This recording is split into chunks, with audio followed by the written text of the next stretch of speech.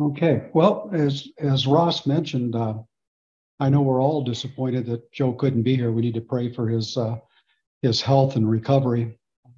And as I mentioned before, I certainly am an honor to fill in, but it's kind of like pinch hitting for Sam Usual.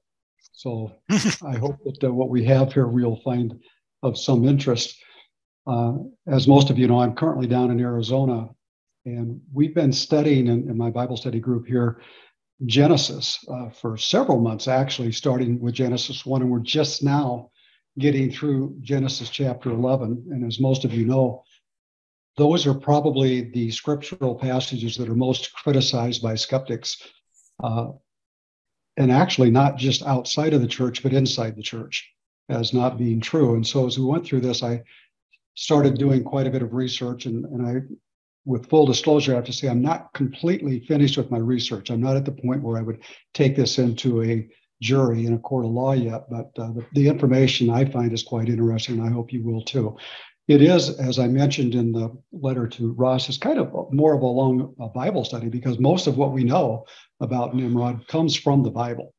The Tower of Babel maybe is a little bit different, but so from that standpoint, we're going to go into the scripture a fair amount just so we can see what the Bible says and then what other sources say as well, and try to fit this story together and make some sort of sense of it. Now, with that in mind, I know it's probably not the normal thing, but I'm going to ask the Holy Spirit to guide us since we're actually looking at the Word of God tonight. So, Father God, we just pray that you would be with us tonight, that your Spirit would take control, that you would have us to know what you want us to know. May the words of my mouth be pleasing and acceptable to you. In Jesus' name, amen. So this is our great character, Nimrod. What do you think of when you hear the name Nimrod? You know, it seems to me that most people know very little about him, but it's become kind of a derogatory term, I think, for the most part, thanks to Bugs Bunny. When Bugs Bunny called that intrepid hunter Elmer Fudd a Nimrod, sarcastically. And ever since then, it's kind of caught on, and people call people a Nimrod as being basically inept, which was far from the case, as we'll soon see. So we're going to delve into this right from the scripture to start. If you turn to Genesis chapter 10, actually before the story, it's kind of an interesting interlude in the middle of what's called the Table of Nations. You recall that in Genesis chapter 10, we've got 70 nations of the world that are highlighted from the three sons of Noah, starting with the sons of Japheth, then the sons of Ham, and then the sons of Japheth. Well, in the middle, when it's talking about the sons of Ham, there's this kind of a strange, almost a parenthetical issue where it says the sons of Cush, and it lists these five sons. And then in a different sense, Cush became the father of Nimrod. So he's apart from his five brothers. And this is almost goes back to Genesis 9 when Canaan is set apart from his brothers as a son of Ham. So it kind of tells you right off the bat that there's something different going on here, that the Bible's going to tell us something that's significant. Now, an extra biblical book has quite a bit to say about this character, Nimrod. And what it does say in chapter 7 is that Cush, and remember Cush now is a first son of Ham, in his old age took another wife and fathered Nimrod. It goes on to imply that Nimrod became his favorite son, and that might be why it's set aside parenthetically in chapter 10 up here. Now, Gill, in his expository, goes on to say that actually Nimrod is the son of Cush, which in Hebrew is Barkis, from which we get the name Bacchus, which, as you know, is the Roman god for Dionysus, the demigod for pleasure. When we go on to verse 8, we're told that when Cush begat Nimrod, Nimrod began to be a mighty one on the earth. He was a mighty hunter before the Lord. Therefore, it said, a proverb, like Nimrod, a mighty hunter before the Lord. The name Nimrod itself actually means rebel, or we shall rebel. And so it's kind of significant that would be, it's kind of an interesting name, that it would be that.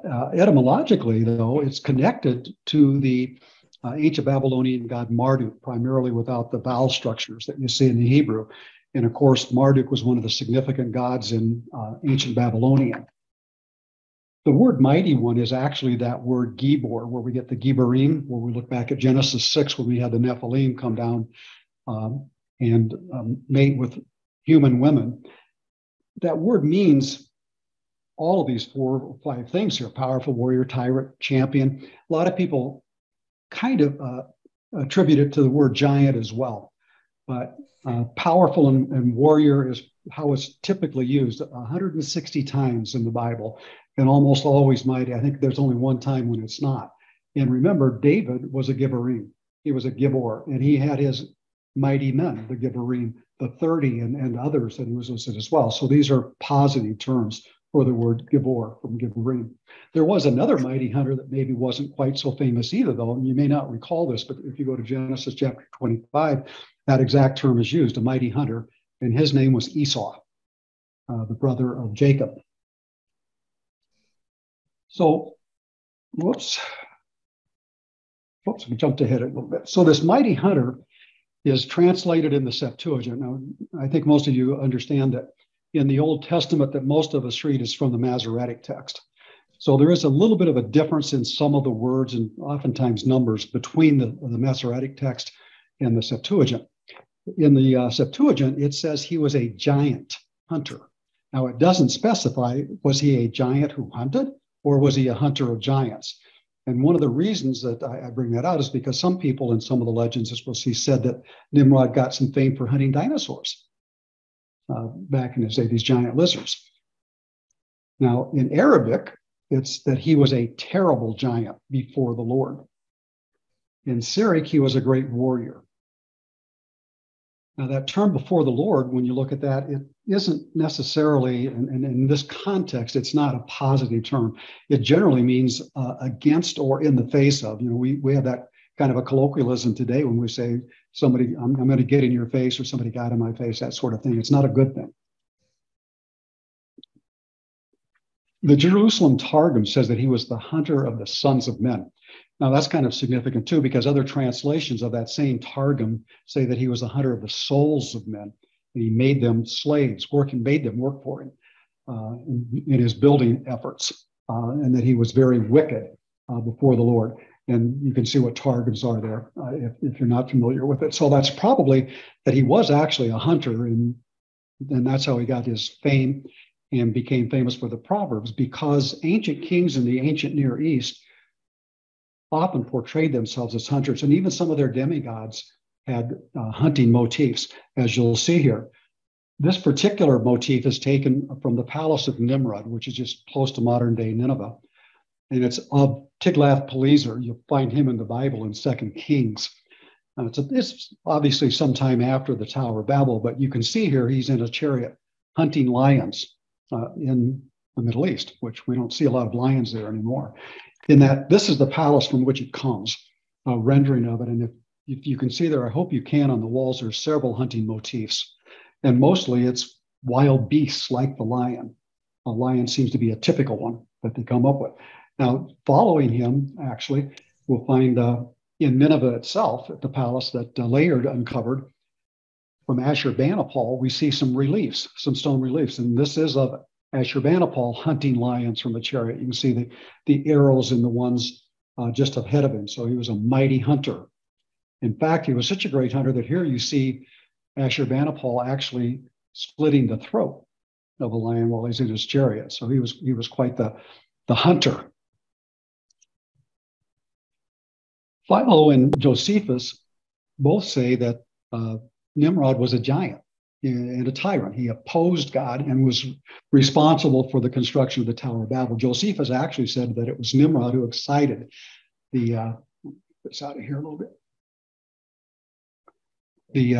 the people to make an affront and contempt of God. So it was through their own courage. So he was one of the first anti-God people, not an atheist, but an anti-theist. So the question is, who is this Nimrod? Well, there are some people who say that Nimrod is Ninus. Well, who is Ninus? Have you heard of Ninus before?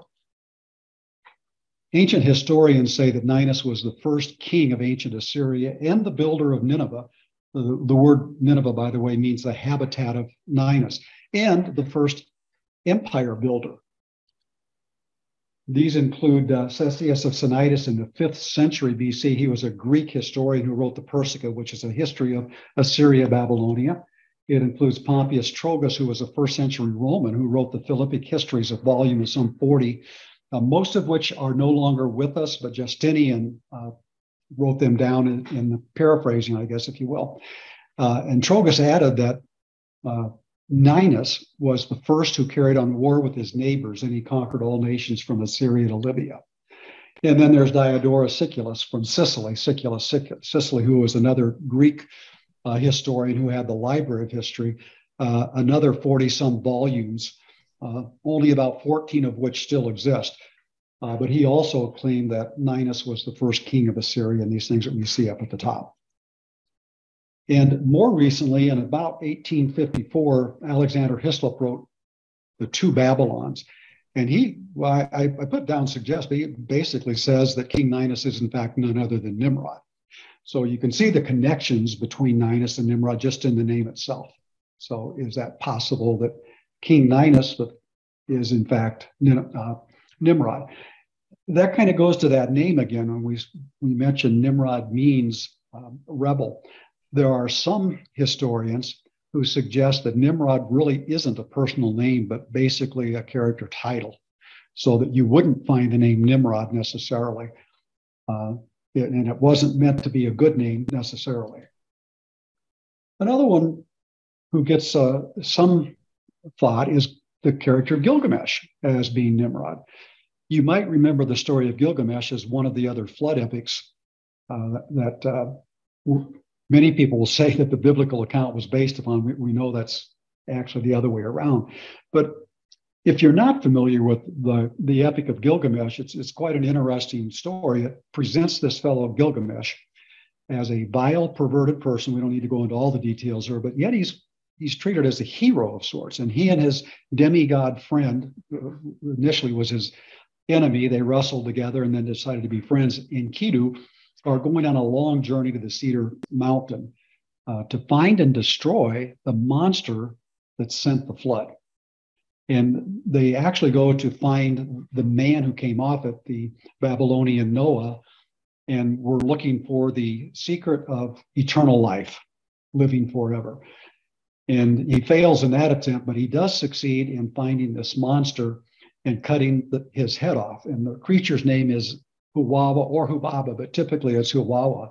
And it's an interesting aspect because a number of scholars claim that sounds a lot to Yahweh. And without the vowels, some have even gone as far as to suggest that Huwawa is the first extra biblical writing of the name Yahweh in the Gilgamesh epics. Now, Gilgamesh was the son of Kish. Well, could that have been Cush? It's a little difficult to tell because when we go back to the Table of Nations, the Hamites were not to go into the Levant and the Arabian Peninsula. They were to go further south. The area south of the Caucasus Mountains was given to Shem. That north was given to Japheth, north and west. And in fact, when we look at the Canaanites, that was one of the issues, is that other Hamites actually in extra biblical sources came to the Canaanites and said, you're not to settle here. God didn't give this land to you. And as we see later in the Exodus, they were finally evicted from that land. So Cush should not have been in the Arabian Peninsula for Kish, but that is a question that we can ask ourselves. Gilgamesh also in the epic was of the first dynasty of Uruk. Now, Uruk is the same as Erech, as we'll see when we get into Nimrod's kingdom as well. So we have a similarity again. The Gilgamesh epic contains the deluge story. For those of you familiar with it, though, you'll realize that it's one of the last two, I believe, tablets in the Gilgamesh epic, and many scholars think it might have been added later. But because of this flood connection, we see a link. And in that, as we mentioned, Gilgamesh is making a trip to see the survivor of the flood. Now, interestingly, Noah would have been alive during this time period, Gilgamesh, Nimrod, etc. And they were both reported by many sources as being giants, in one of the cases 11 feet tall. so large individuals. This actually is a stone relief that's been identified as Gilgamesh. It doesn't say it as that. It's just been by scholars thinking that's who it must be.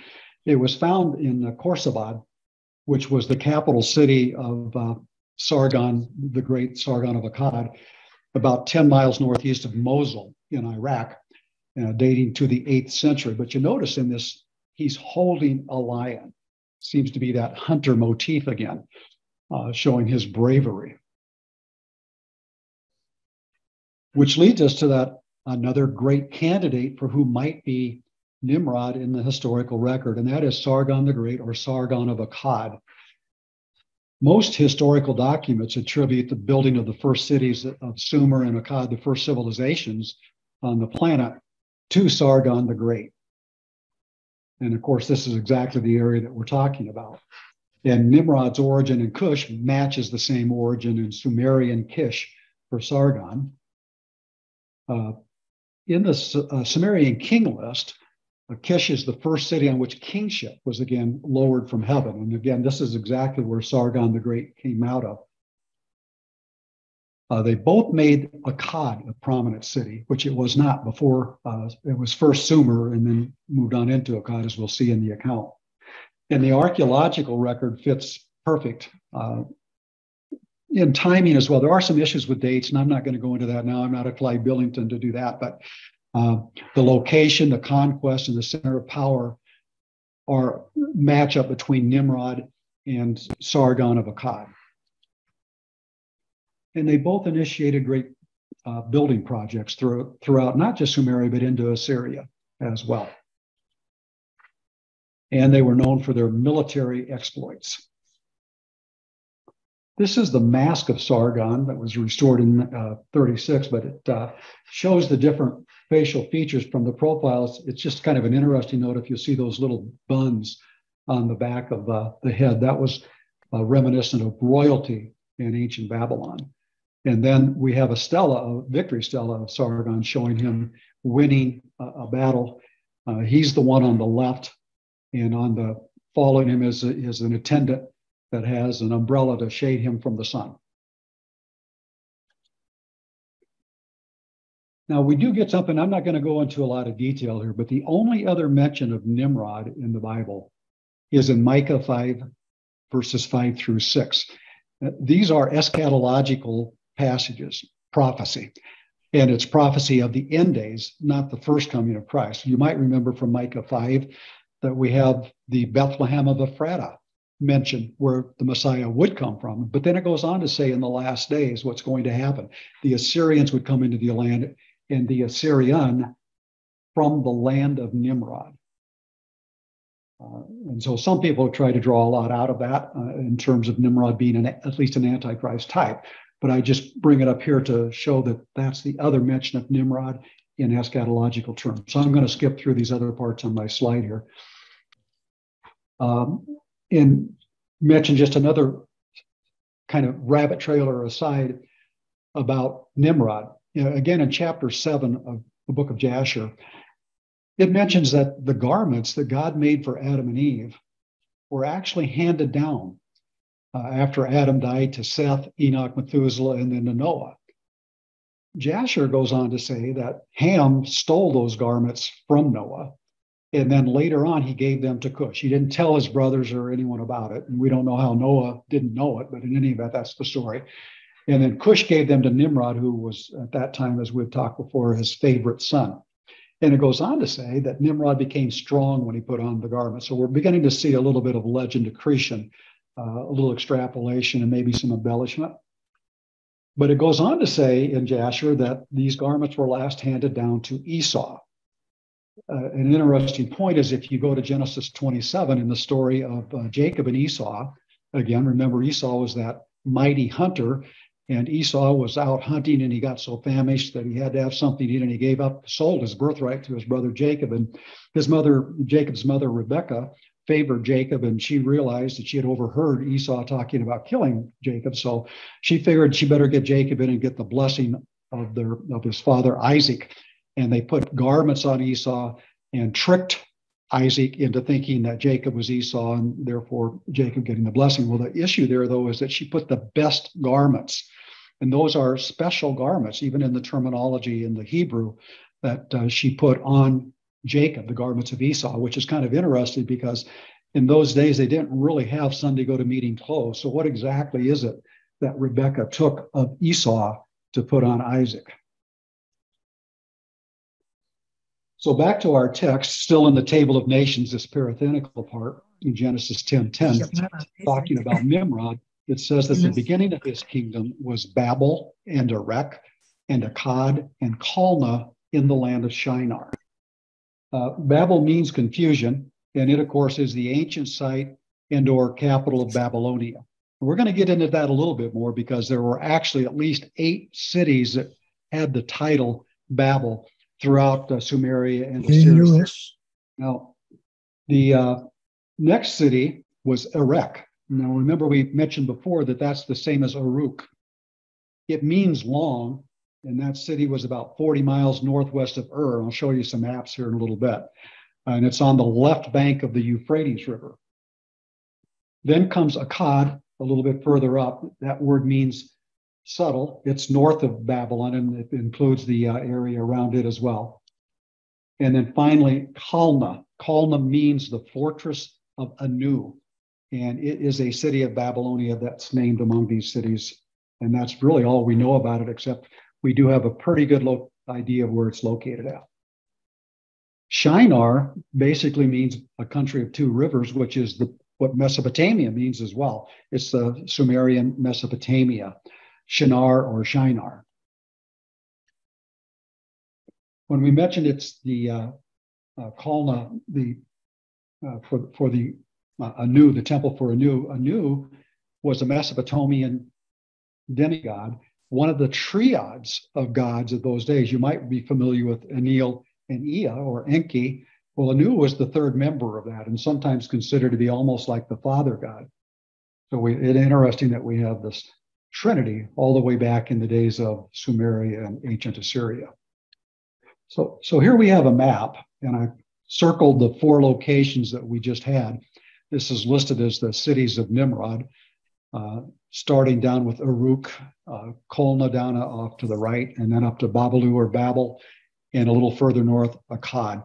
And you can see down at the bottom right is where you're coming in from the Persian Gulf, and we've got the Tigris and Euphrates rivers that coming together. So Shinar there in the middle is the plain. Many scholars attribute Shinar only to the southern part, but other historians go all the way up into Turkey as being part of the plains of Shinar or Shumer.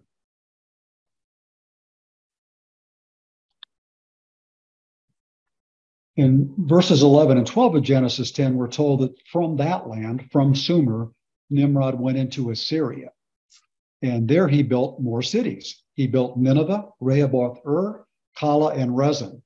And it mentions Rezin between Nineveh and Calah, the same as a great city. Nineveh, as we've already mentioned, means the abode or habitation of Ninus, the king that we talked about earlier. It was the capital of the ancient kingdom of Assyria and located on the bank of the Tigris River. And most of you know that there's many ruins. We saw some from Ashurbanipal's kingdom before that come out of the ancient city of Nineveh. We know Nineveh from the days of Jonah the prophet, and then again from Nahum the prophet. Calah, the other town, means vigor. Most scholars think that it is the modern day of Nimrod, which obviously that's the one name that does sound very similar to Nimrod. And it's very close, as we'll see, to Nineveh. Rehoboth-ur is not known where it's at, has yet to be discovered. The name or the word Rehoboth means wide, streets of the city. Ur means city. So some people say it'd be like the city of streets or the city of plazas, etc., but they haven't found it yet. Rezin is another place that hasn't been found completely identified. It means bridle, but that's the one that we're told is between Nineveh and Calah, and that it was a great city. But so far, archaeologists have not been able to positively identify a location that they can attribute to Rezin. So this shows what Nimrod did. He started there in Babylonia, the red, and moved his way up to the purple, where we see Nuzi, which Nuzi tablets gave us a lot of good archaeological finds, and up to where Nineveh's at. Here's another picture of that where I circled the locations of these cities that we know of. And you can see Nimrod and Nineveh that I've listed up there are very close to each other. So if the one city was in between it, you would think they would be able to find it, but so far they haven't. And I just point out, or excuse my scribbling here, that it's approximately 300 miles from Babylon up to Nineveh. So it's not exactly close, but that was the route that they took. And we'll talk a little bit more about the expansion out of Sumer and Shinar. According to Diodorus, again, he was that first century historian. This was the kingdom that King Ninus had. And I put this up like this just so you can compare, because to the right is the Assyrian kingdom, which is even not as big as what Nimrod had. And this, of course, goes through different phases and stages of the Assyrian kingdoms. But I just thought it was interesting that Nimrod's kingdom even exceeded that. We know from history actually quite a bit about Sumeria and Akkad. It's mentioned a lot as the cradle of civilization. Even though there are other places that came about in the same time frame, anthropologists pretty well agree that the major kingdoms, civilizations, I should say, all came about the same time. And this is the one that seems to be the most. You've got the Chinese, maybe a little bit later, the Indus Valley, and of course through the Levant, down through the Nile, and even over to Mesoamerica. But these two especially were known for having constant warfare. They fought each other continually for control. And also, if you saw on the map, we'll see again the nation of Elam. Elam is in modern day Iran, and just coincidentally happens to be where their nuclear power plants are at. But they both developed rich cultures. Now, the Sumerians were first. The Akkadians pretty much assimilated Sumerian language and much of their culture, which is interesting because they're the ones who became the successor, but they assimilated a lot of that. But it's interesting that the Sumerians were the first system of writing, the cuneiform. They had the earliest known codes of law. They developed the city-state, potter's wheel, sailboat, sea plow, so many things that we get today, all of Western civilization from the Sumerians. In the Armenian Chronicle, it says that Nimrod reigned about 126 years and he was killed in battle fighting against the Armenians. But it specifically mentions that he was killed by a descendant of Togarma. Togarma was a son of Japheth, and that this person's name was Hayek. Now, the book of Jasher, on the other hand, goes on to say that Nimrod lived for several hundred years, well into the life of Abraham. Even past Abraham. We'll see a little bit about what some people say is Nimrod, but it was certainly from Shinar in Genesis 14, when Abraham goes out into the plains to rescue Lot and runs into these 4 kings against 5 kings. But Jasher goes on to say that Nimrod was actually killed by Esau as they met in the field. The two had apparently become arch rivals and enemies. I suppose they were both mighty hunters, and so Nimrod confronted Esau, got in his face, and Esau killed him and cut his head off. Now, the land of Shinar is where they went to. So when we start into Genesis 11, we've gone through the table of nations. Now we're starting to go back in and show the history of things. And remember, that's what the Bible is. It's a history book. And we have these things like the table of nations and other things that are interludes, and then it goes back. Just like in Genesis 1, we have an overview of the account of creation. And then in Genesis 2, we get more details about it. So we're told that the whole earth had one language. Now, this is talking about after the flood, and the same words and lip, the same lip. And so the people migrated from the east, and they found a plain in the land of Shinar and settled there. Well, it doesn't say that all the people came there, by the way. That's kind of an important point, issue to point out. But people migrated from the east. Some people argue and say, well, it could also mean towards the east. And I'll show you in a minute why that is. The plains of Shinar, as we saw on the map, are south of the mountains of Ararat, and they're east of Israel. To their west are the Zagros Mountains. The Zagros Mountains are over 980 miles long, and they have high peaks of over 14,000 feet. You wouldn't think they would be all that habitable, but we know from archaeological finds that we've got a lot of human remains there during the lower Paleolithic area, and that most of those, by the way, are considered to be Neanderthals. And some of the earliest fossils there. So this is why I point that out. Now, these red dots all represent major archaeological digs. It's been estimated there's somewhere between 15 and 20,000 archaeological digs between Iran and Israel going down into Egypt. And these are just some of those that you'll see. And between those two black lines are the Tigris and Euphrates River is the plains of Shinar. And you can see the Zagros Mountains off to the right on that. Now, a better picture perhaps is here. You can see Mount Ararat up at the very top in northern Turkey, just below the Caucasus Mountains. And if you come straight down to the south, you run into Babel. Well, it said they came from the east. So if Noah and the family got off at Mount Ararat, it's kind of difficult to see in this fashion exactly what it's talking about coming from the east. And that's why I think some scholars try to say it's towards the east, although the best philological response is that it does mean they came from the east. So they might very well have been in Elam and moved over. But this gives you a good idea of that mountain range and the direction that they would have been traveling, and showing you where Mesopotamia is. But you can see in there also this this rugged Arabian desert in between.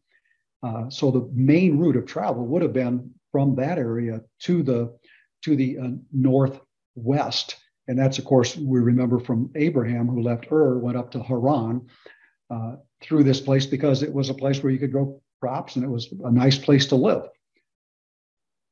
And just to give you an idea of what that would look like, this is the state of Texas interposed on that. So this is a pretty good area, having driven across Texas a couple times from the tip to the west all the way to the east, so over 1,000 miles. So that's a pretty good distance that we're talking about. Now, in verse 3 of Genesis 11, the people said to each other, let's make bricks and burn them thoroughly. So they had brick for stone and bitumen for mortar.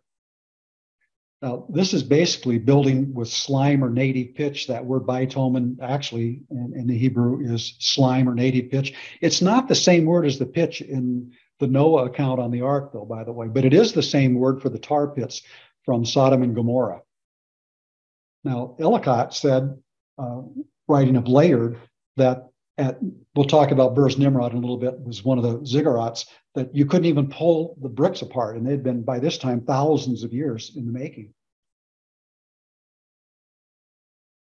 Now, Pliny testifies that it's this liquid and glutinous material that's very fit to be used in brick buildings.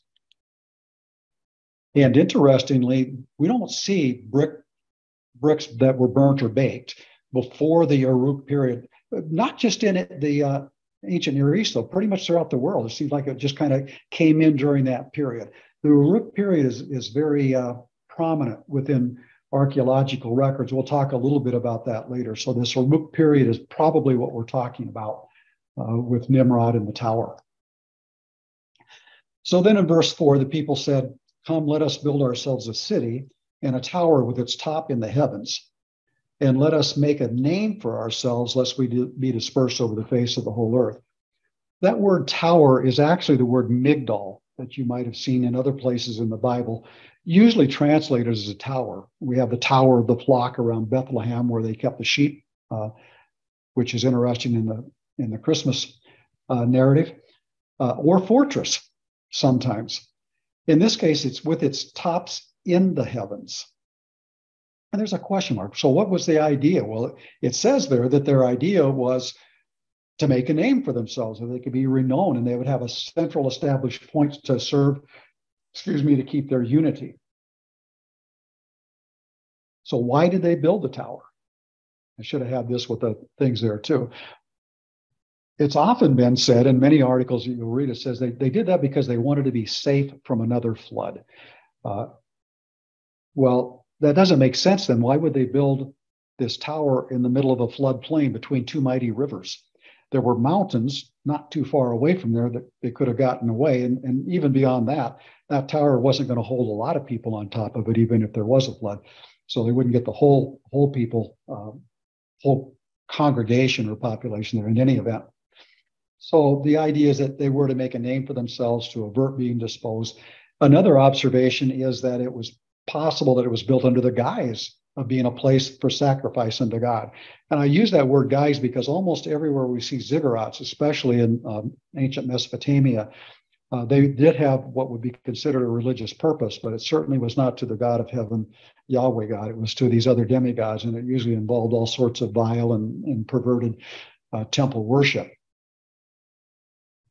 But to look into the heavens is another idea there, that it might have been an observatory. And that could be supported a little bit by some ancient archaeological filings. For example, at the British Museum, we have this. This is an ancient Babylonian tablet that records Halley's Comet in 164 BC.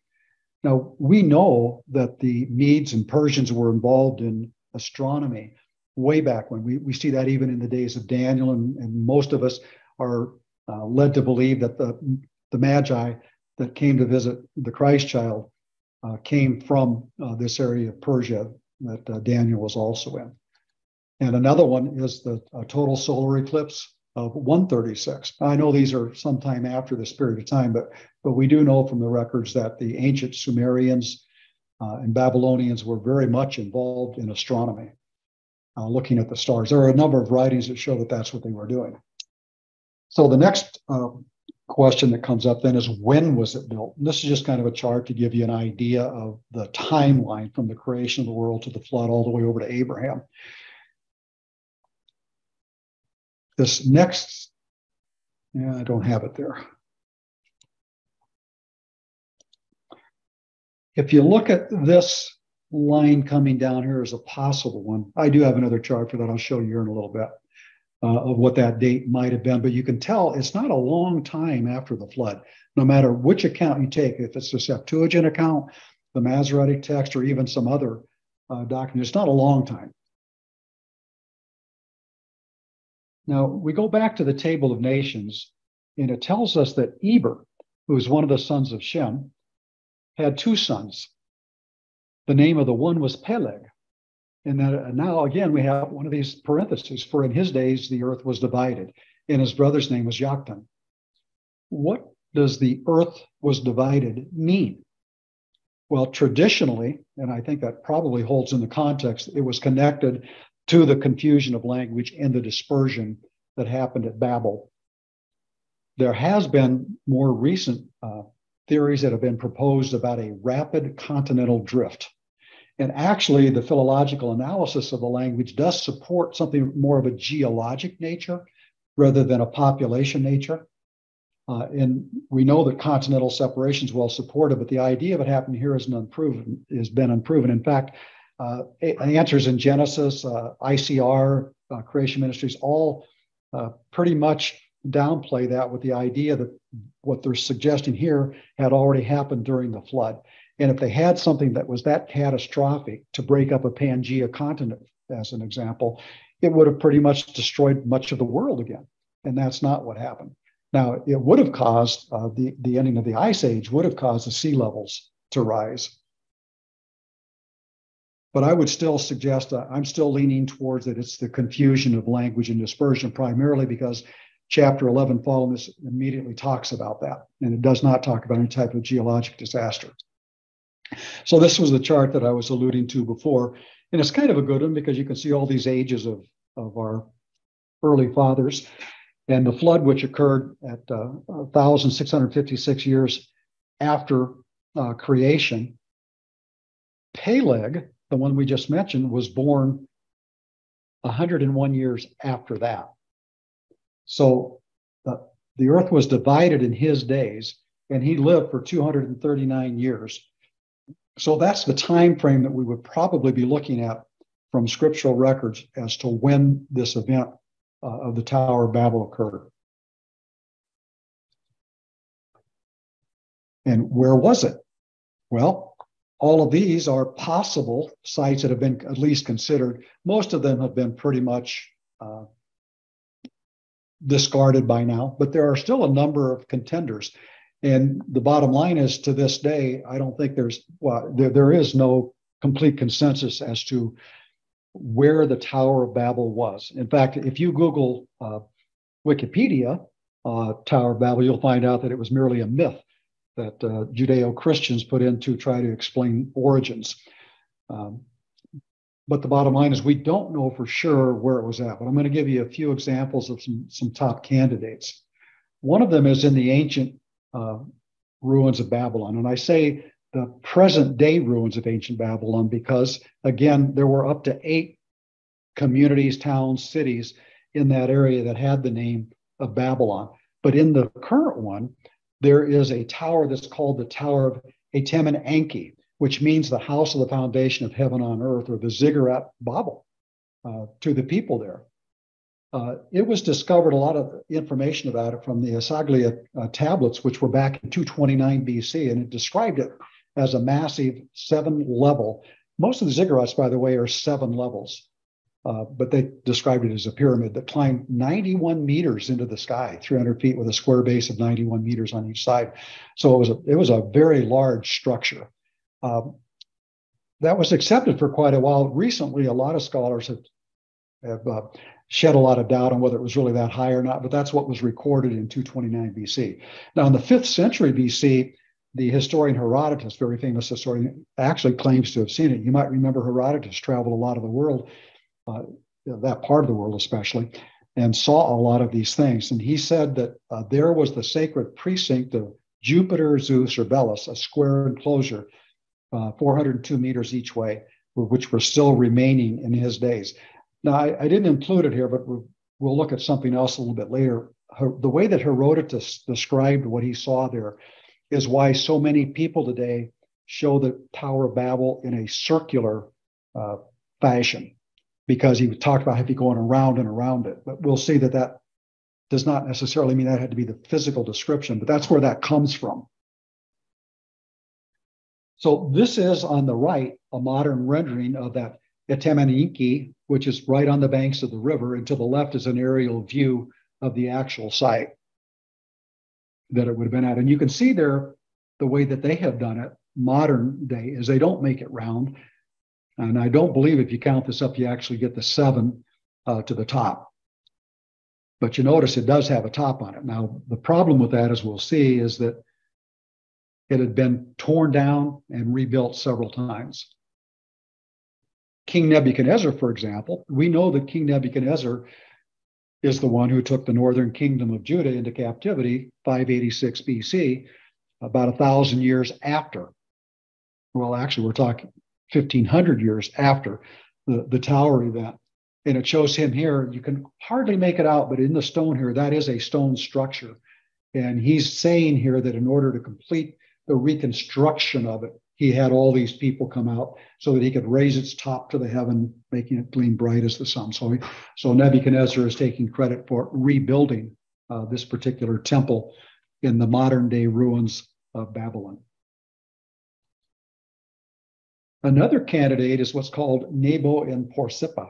That's 11 miles southwest of Babylon, still not too far. It was excavated by Rawlinson. It had a 60 by 60 meter core of unbaked bricks. Oh, pardon my language there, bricks, with a mantle of baked bricks. And that seemed to be what they actually discovered. We read in the text they used baked brick.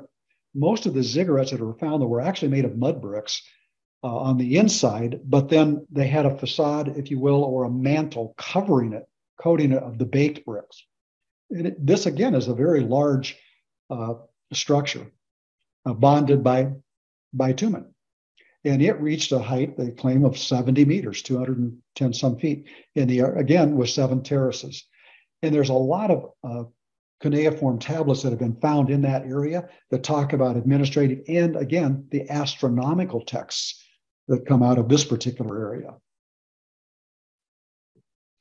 Here's some photographs of that area. You can see where they're doing some construction of the steps going up. And not much left of it. The tower and the resolution's not that great on this, but you can tell there was obviously a structure here.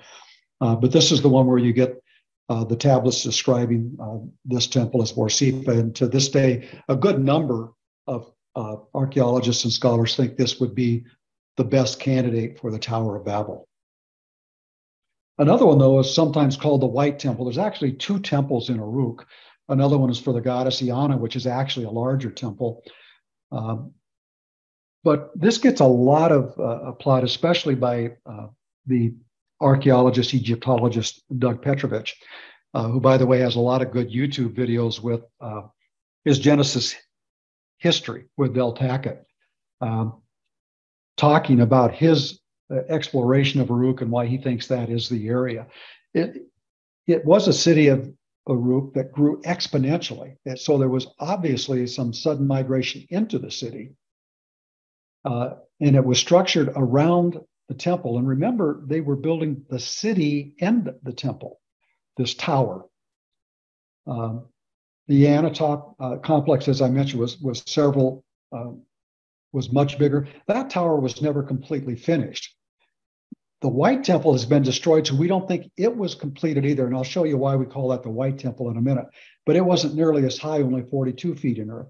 Again, it's difficult to say which one came first, though, because so many of these had been torn down and rebuilt.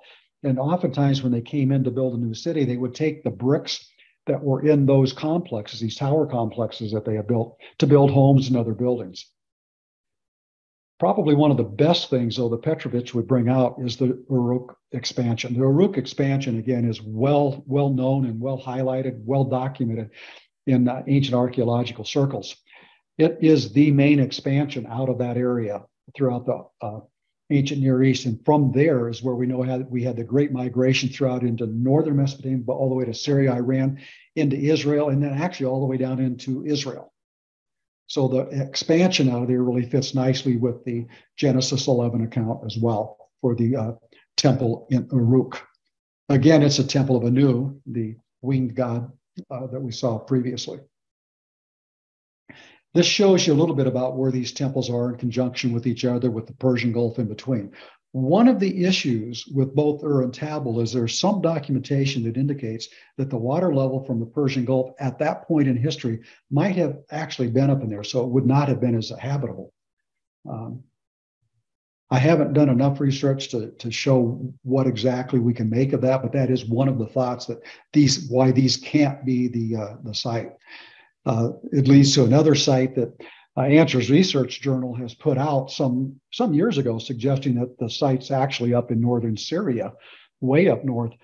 And this is one of the reasons why. There are several other reasons. The problem with that is they've never really been able to follow up on that, and you're not getting into northern Syria today to do any more research on that. So there's not been any place to find out where that city might be, other than a particular triangular area in northern or right up on the Turkish border. This is the drawing of that White Temple. They call it the White Temple because there was this White Temple that was added on top. And again, the actual Tower of Babel was never completed.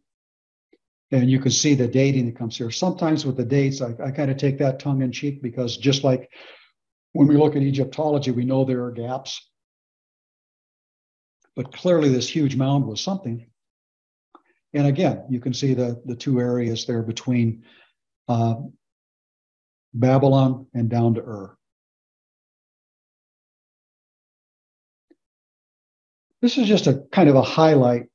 There are hundreds of ziggurats and pyramids basically around the world. Now, it kind of begs the question is, how does that happen? Why do we get all these that look so similar in all the places of the world? That's very similar to our question about all the flood legends or myths. Where did they all come from? They have so much in common.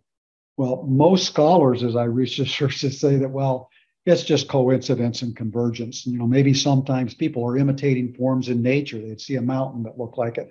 And sometimes, in fact, people say, well, this particular geologic formation looks like a pyramid, but in fact, it really is just a mountainous or geologic formation. Another one that I really like, the late Carl Jung says that, well, myths resemble one another, not because they originated the same place, but because on a subconscious level, every human brain makes sense of the world in the exact same way.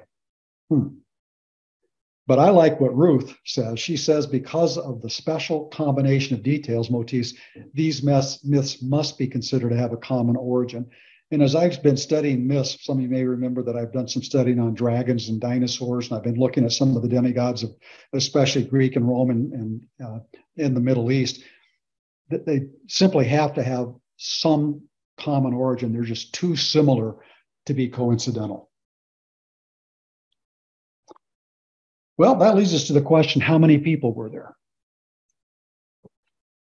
Whoops. So here we're going to show how many people there were. Multiply that by 1, by C. Take this equation as the result. You subtract the first equation. You divide it by C minus 1, and it yields this sum. Everybody got that? There it is, Sn equal 2. Well, I couldn't get it either, so I'm just going back to this. If, and by the way, Dr. Henry Morris provided those other equations that I brought out to you, so I shouldn't make too much fun of it. Dr. Morris was quite the scholar, but it was a little bit more difficult for me. But if the dividing of the earth was in the days of Peleg, if that's what it really is talking about, and he was born 100 years after the flood, and he lived for 239 years, we've got a period of time here that could be like 340 years after the flood, anywhere from 100 to 340 years after the flood. That would be the time period that this dividing would have occurred in.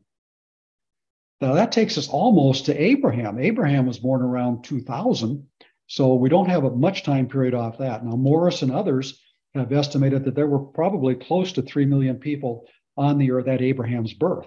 So there could have been a lot of people there. Now, most scholars who look at it at the other end say there could have been as few as just a few thousand people, and there could have been a few 100,000, but clearly not a billion. I mean, it was still in the millions, whatever it was on the earth from this particular point coming from the flood. So the bottom line is there's too many factors to know exactly how many people were on the earth, because we don't know if the reproduction rate was the same and all these sorts of things. But it's an interesting question, and people will ask that. Well, if it's only 3 generations, how could you have anybody that would really be able to do all these things? Which leads us to one of our final points. What about languages? There are over 6,900 spoken languages in the world today. Those are comprised of 94 language families. These are families that are all related. These are all secular sources, by the way. So based upon the total number of languages that could come out of Babel, you would have around 78, between 70 and 78, and that's based on Genesis 10. And that's assuming that there would have been different languages amongst the sons themselves. So the question then is it feasible for 7,000 languages to develop from less than 100 languages in 4,000 years, the time that we now have?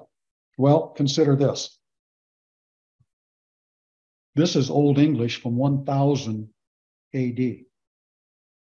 Has anybody put together what that is yet? This might help. From about 1100 to 1500. And this one will surely help. In 1611, the King James came up with Our Father which art in Huon. But if you read the first one, it's pretty hard to make that out as being the same. So if we look at our own language in just 1,000 years, we see where it's evolved. 96% of the Earth's inhabitants speak a language in the top 10 language groups. The top language group is the Indo-European language in green that you can see there. So that's a lot of people that speak a similar family of languages. So most of the languages that fit into that, by the way, are small languages in very sparsely populated people groups. Here's just a few examples of some of the language stories worldwide. When we go into that motif, if we have all of these same stories in all of these different places, why? California. Suddenly in the night, everybody began to speak in a different language, except that the husband and wife could speak the same language. Some might be wondering about that one. An Aztec legend was that humanity was wiped out. One man and one woman escaped. They had many children, but the children were mute and dumb until a dove gave them the gift of language, but the language was so different they couldn't understand each other. In Guatemala, we're told of a time where the language changed. People sought new homes because they couldn't understand each other. East Africa says that of old, all people had only one language, and then after a severe famine, they went mad and started wandering in all directions, jabbering. So that's how the different languages arose. In northeastern India, they built a tower with strong men, dissatisfied. They aspired to conquer heaven. It says higher and higher rose the mountains. So alas, the gods and demons feared lest these giants should become the masters of heaven, as they already were of the earth. So they confounded their speech and all arose. Now that is awfully similar, isn't it, to our story in Genesis? The Greeks said that we lived without cities and without law, speaking one language, until Hermes diversified our speech and divided mankind into separate nations. Even out in the Pacific and the Polynesians, it said that they're, interestingly, Rata had 3 sons surviving a great flood. And they attempted to erect a building so they could reach the sky and see the Creator God. But the gods, in anger, chased the builders away and broke it down, changed their language. The Sumerian poem, the title of the poem is Enmerkar and the Lord Arata, says that in those days, the whole universe, people in unison, the Lord of abundance, Enki, remember we had Enki as one of the 3 gods of Babylon, changed the speech in their mouth and brought contention into it. In Burma, Myanmar, the people determined to build a pagoda, basically another ziggurat, up to heaven. When it was halfway up, God came down and confounded the language. So again, it wasn't able to be completed. And he scattered with 8 chiefs into the valley of Satan. So the rounded circle that we get, this is a famous painting by Bruegel back in the 1500s. It's a quite old painting where we get that circular motif. But isn't it interesting that the European Union Parliament building in Strasbourg looks very similar? Well, it looks similar for a purpose. The designers said that they wanted it to look like the Tower of Babel. In fact, their posters came out as the EU was forming Europe. Many tongues or one voice. So the European Union is attempting to reverse the effects of Babel.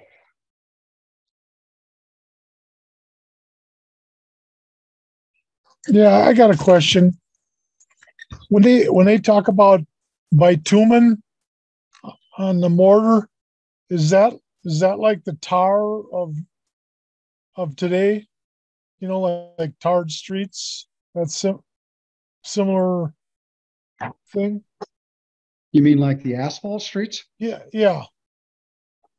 I honestly don't know that that's exactly the same stuff, but that is one of the names that's given for that word. I believe it's Hermes in Hebrew, is asphalt. Asphalt, bitumen, slime are is the definition of that word. So asphalt would fit into that category, yeah. And is there when they dig into those sites, they find that? They do. Yeah, okay. That's one of the notable issues of the ziggurats, especially in Mesopotamia, is they find the bitumen that put it together, that held it together. It's what they kind of use for mortar. Okay, thank you. And one of the theory would be that bitumen, asphalt, oil is a result of the flood. That there must have been deposits that were accessible from the surface that close to the time of the flood. Well, exactly. And it's not too much further from there that we have the story of Sodom and Gomorrah. And remember when Lot went there, that one of the descriptions were the tar pits. Mm-hmm. And that wouldn't have been too far away.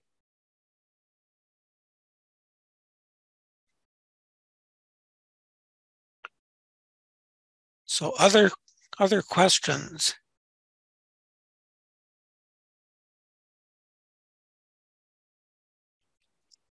So Nimrod was really one of the first world dictators. Some would say the first. Yeah. And certainly from the scriptural record, I think that's true.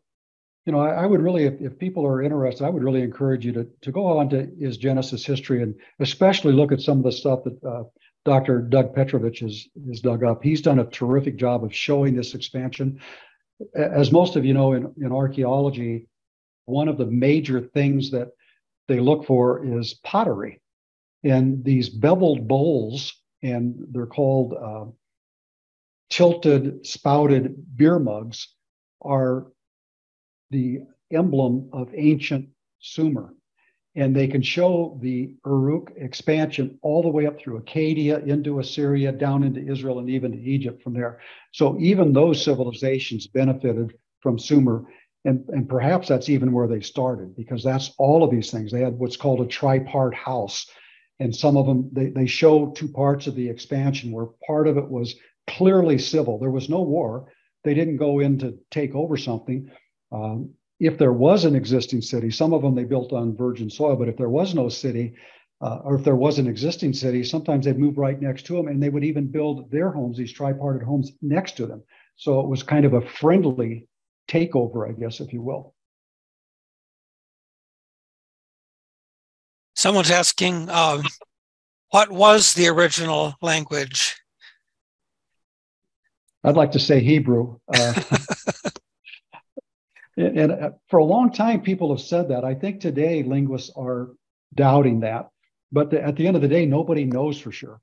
What they do know is that the ancient languages that came out of Sumer had some borrowed words. So people say, well, Sumerian must not have been the original language either. But if you think about it, we had a confusion of languages. So the confusion of languages would have also added to some of these words for people who stayed in the area.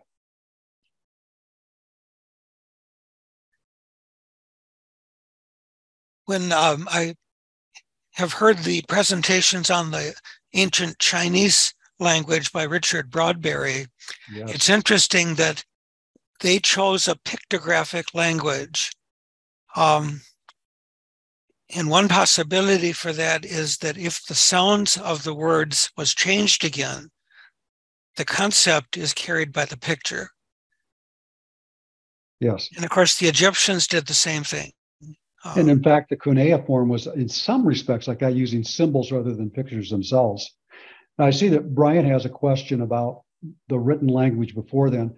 And, you know, I really don't know, Brian, if there was writing before the flood or not. I tend to think that there was. Most archaeologists claim that the first writing did come out of Sumer. Almost all, even the good creation archaeologists that I've studied will say that the first real written language that we have came out of Sumeria. There's been a lot of extra biblical sources that suggest that Noah even took a library onto the ark with him. If you go to the Ark Encounter, you'll probably see that. So I wouldn't doubt that at all. And I'm not the expert in the field to say that, but that's the explanation that's given. And to the other part about Alexander the Great, what Alexander the Great came across was this tower, or the ruins of the tower that were in the modern ruins of Babylon, what we now know as Babylon. He's the last ruler that actually saw those and was going to, or at least he claimed he was going to rebuild it because it had already been destroyed again, and never did. That particular one in Babylon, modern Babylon, was actually rebuilt by Nabopolassar, Esarhaddon, and another king. And there's documented, these are documented, that they came in. In fact, Sennacherib says he came in and destroyed it, knocked it all down. And then one of his sons came to build it back up again. So that particular tower has been knocked down and rebuilt probably at least 6-7 times that we know of in history. And what's there today is really kind of difficult to say, was that the original one or not? And so even if you see a tower that they built and it's got a top on it, that doesn't mean that the original tower had been completed. It may not have been. Somebody else may have come along and completed it later.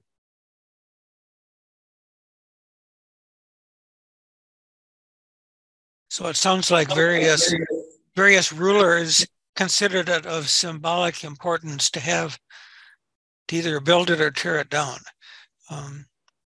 So Sure. its significance seems to have persisted.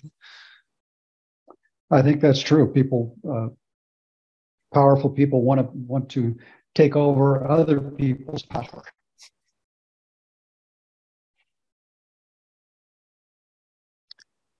Other questions?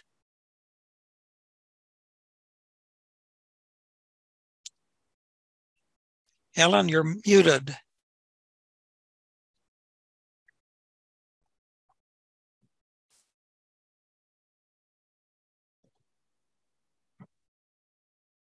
Okay. Did you have another question? Yeah, I just wondered if you could just comment a little bit on, the book of Jasper and Enoch and all those, just, Extra biblical it seems books? like there's some truth in them. Sure.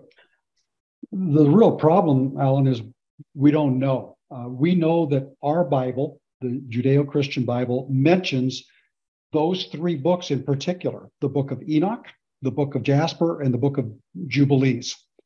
What we know about those, though, is that, like the book of Enoch, for example, the earliest copy we have came out of Egypt, probably just a couple hundred years ago, the most recent one. But we know that it had been there earlier because Jude, the brother of Jesus, quoted it in his book, word for word from the copy that we have. So it was obviously read by the church fathers, the early apostles. The book of Jasher has a lot of history in it. And a lot of that history tends to have a little bit of embellishment, but an awful lot of truth, and comports with the Hebrew scriptures as we know it. The book of Jubilees is sectioned out in the Jubilee periods, 50-year periods. It has a ton of, in my opinion, a ton of mistakes, a ton of errors. So I don't place as much stock in the book of Jubilees, but both of those books in particular talk about this period of time. The book of Enoch pretty much ends after Noah, but they're great for history, kind of like the Maccabees. I don't think they're inspired at all. You don't think they're inspired? No, I think God gave us what He wanted us to have. Yeah, thank you.